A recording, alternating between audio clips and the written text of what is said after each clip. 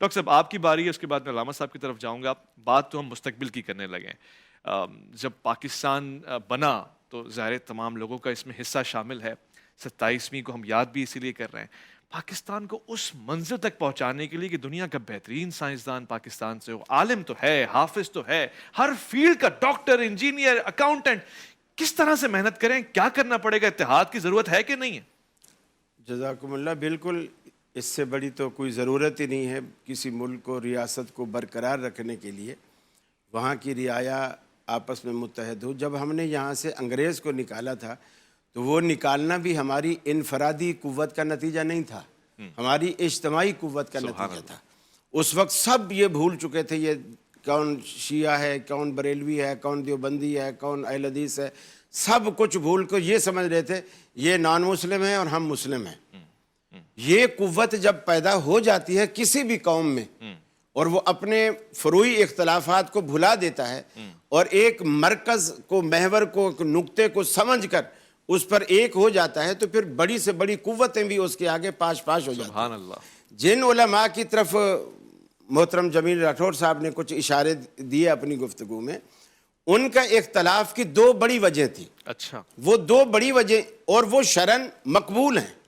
وہ دو بڑی وجہ یہ تھی، ایک تو یہ تھا کہ ان لوگوں کا خیال یہ تھا کہ ہم ایک چھوٹا سا خطہ لے کر ہم اس پہ کیوں راضی ہوں، جبکہ اللہ کے رسول نے فرمایا جعلت لی الارض مسجدا وطہورا، پوری کی پوری زمین اللہ نے میرے لیے مسجد بنا دی اور پوری کی پوری زمین میرے لیے پاک بنا دی.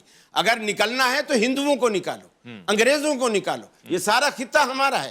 اسی کی ترجمانی اقبال نے کی تھی، چین و عرب ہمارا، ہندوستان ہمارا، مسلم ہیں ہم سب، سارا جہاں ہمارا.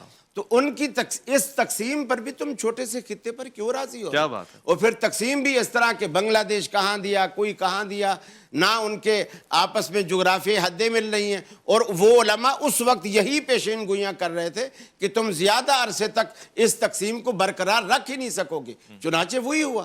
انہوں نے جو اپنی بصیرت اور دور اندیشی سے دیکھ کر ہمیں اس وقت پیشین گوئیاں دی وہ آج ہم پوری دیکھ رہے ہیں. باقی جو ہم چھوٹا سا خطہ بچائے بیٹھے ہیں اس کو بھی ہم اپنی محبت اور پیار سے کم از کم اس کو ہی بچا لیں.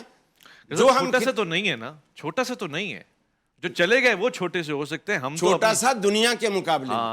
شکر الحمد. اس لیے کہ اگر ہم اس خطے پر راضی نہ ہوتے تو ہمارے اندر یہ جذبہ ہوتا کہ وہ بھی ہمارا ہے، یہ بھی ہمارا ہے، یہ بھی ہمارا ہے. صحیح فرمایا. مسلم ہیں ہم سب، سارا جہاں مسلم ہمارا ہے، ہم وطن ہے، سارا جہاں ہمارا. تو جب سارا جہاں ہمارا ہے یہ تصور اللہ کے رسول نے دیا، جی. صحابہ کرام کو بھی دیا. جی. فتوحات ہوتی تھی، ورنہ وہ سوچتے یار مدینہ تو ہمیں مل گیا ہے، اپنی سرحدوں کی حفاظت کرو اور بیٹھ جاؤ. آپ دیکھ لیں سیدنا فاروق اعظم کے زمانے میں، سیدنا معاویہ کے دور کہاں تک جو ہے وہ سرحدیں پہنچی، کتنے ہزار مربع میل جو رقبے ہیں وہ ان کے ریاستیں ہیں وہ ساری اس کے اندر آئی. وہ اسی حدیث کا نتیجہ تھی کہ یہ سب کچھ ہمارا ہے. تم اگر یہاں رہو گے یا تو مسلمان بن کے رہو گے یا پھر ذمہ بن کے رہو گے.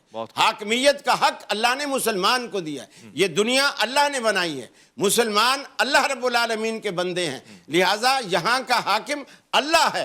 یہ تصور لے کر ہم نے پاکستان، اور وہ اللہ والے لوگ تھے جن کے ذہن میں یہ نہیں تھا کہ کون سا مسئلہ کیا ہے. نہیں ہے.